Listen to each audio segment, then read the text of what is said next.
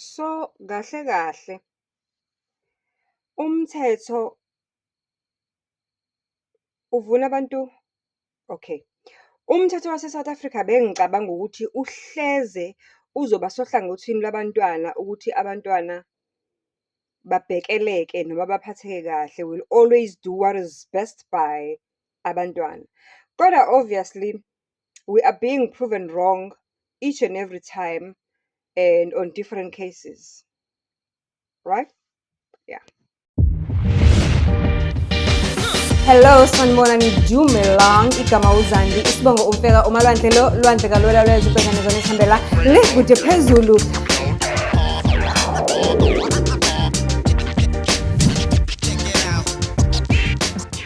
Do join. I have been following the case of Dennis Zimba. Some of you will remember Losisilo as which part was she playing? But she was in Generations at some point in time, and that's how she got to be on our TV screens for most of us. That's how we got to know her. This is the point of view. Hello, and welcome. Welcome once again.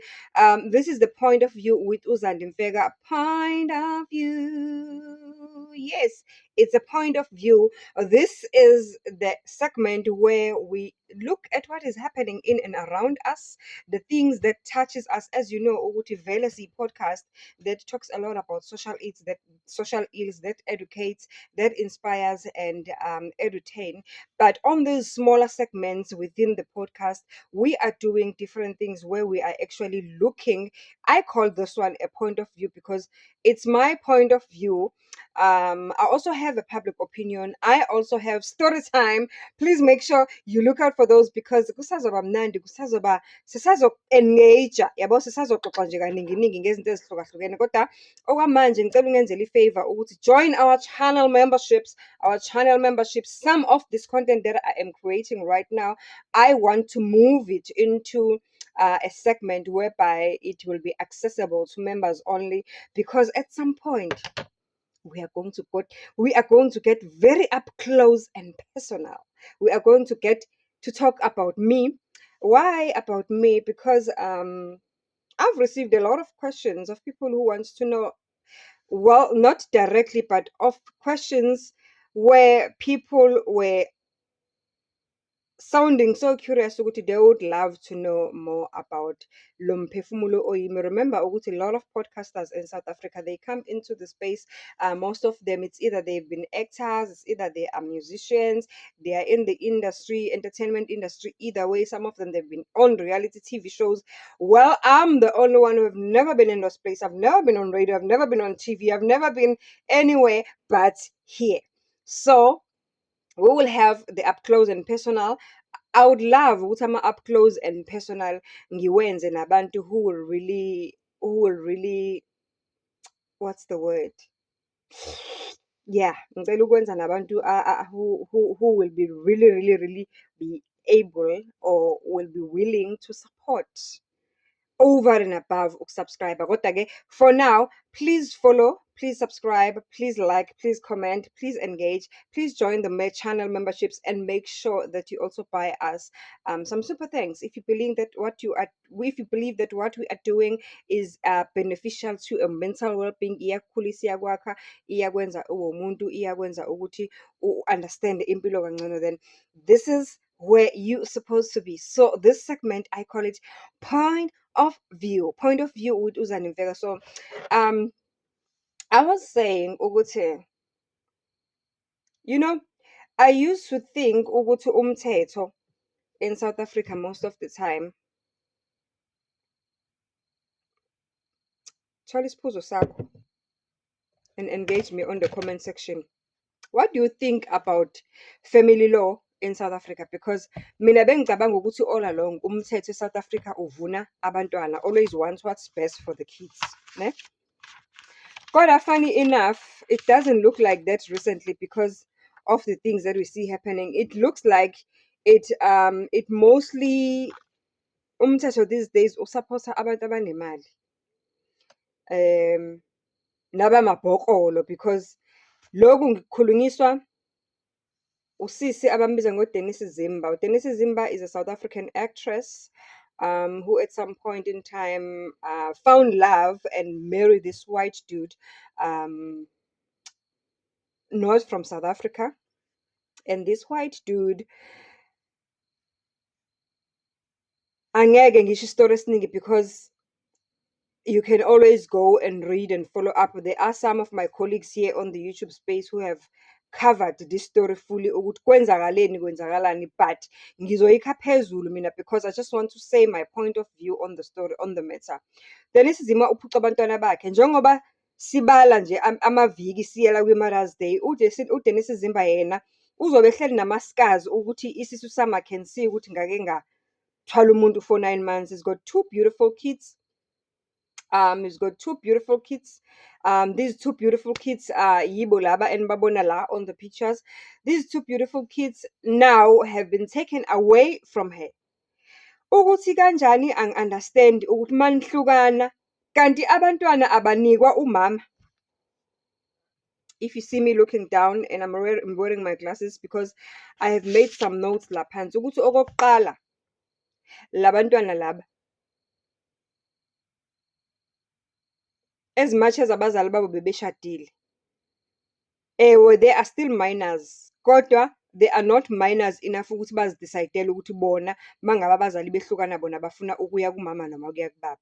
Ngokomthetho esiwaziyo nekufanele ngabe uyabavuna abantu besifazane, kumele ngabe into ithi ukuba abantwana bebe over 18 or bebekhule enough ukuzidecidela befanele bayikhethele. Kodwa ngoba bancane, as you can see ukuthi bancane, abakwazi ukuzikhethela. So inkantolo kufanele ikhethe ukuthi abantwana i-well-being yabo izoba right ngakephi. And I want to believe ukuthi it's always a good thing ukuthi abantwana baye ngakumama, and we've seen this happening, excuse me, before ukuthi usually umthetho uyaye uvune abantu besifazane. Ngani? Ngoba abantu besifazane, they give birth, they nature, they take care of the kids, they do school homework, they make sure ukuthi abantwana bebegula ba-right.